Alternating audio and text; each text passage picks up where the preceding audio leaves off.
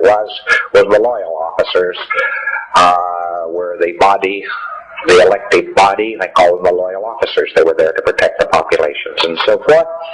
And they had elected a fellow by the name of Xemu, could be spelled Xemu, to the supreme ruler.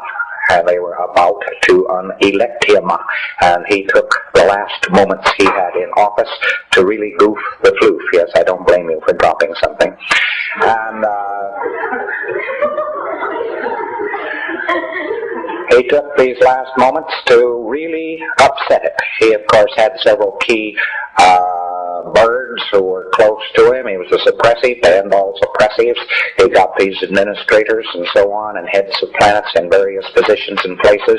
He picked out all the cowboys in the white hat and he got rid of them first, fast, and then troops, not knowing what the hell they were doing, but fed all kinds of false orders, were fed in against the population to pick them up, one after the other. Tat-atat-tat-tat-tat-tat. One of the mechanisms they used was to tell them to come in for an income tax investigation. And the United States just copies income tax. They're just R6, a bunch of dramatizing psychotics.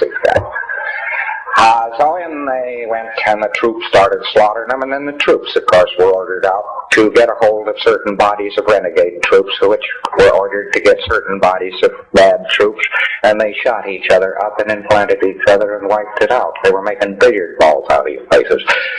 They were imported. They were actually... The trick was to shoot somebody, disable somebody, very often a needle into a lung, and at the same time to hit him with frozen alcohol and glycol, which preparation is guaranteed to pick up a Baton.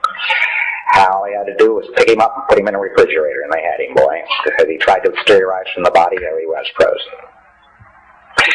And they threw them into collection points, boxed them up in boxes, threw them into space planes, which are the exact DC-8s.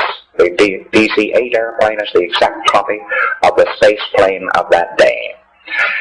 And no difference, except the DC-8 had fans, propellers on it, and the space plane didn't. And they threw them into refrigerated units and so on, in view of the fact that Einstein was absolutely right. No man can't go faster than the speed of sound, or speed of light, which is much of balderdash. The length of time from the planet Coltis to the planet Tigiak, which is the name of this planet, was 9 weeks, and you'll see that it's many light years. Coltis is one of the planets, and is to this day one of the planets of the North Star.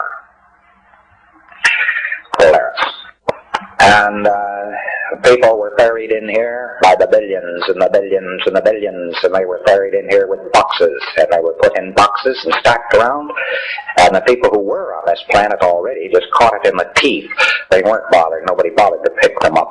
They just shot their administrators from guns and shot their control points out, and they took these people in boxes and so forth, and they dumped them, and then they set off hydrogen bombs on the top of each primary volcano there is on this particular planet, and when they blew up, it blew the Batons into the air, and after the bomb, an electronic ribbon, which also was a type of standing wave, was erected over the area. The tremendous winds of the planet blew everything there was straight into those particular vacuum zones which had been created. These were brought down, packed up, and put in front of projection machines, which with sound and color pictures first gave them the implant which you know as clearing course, and then a whole track implanted which you know as OT2.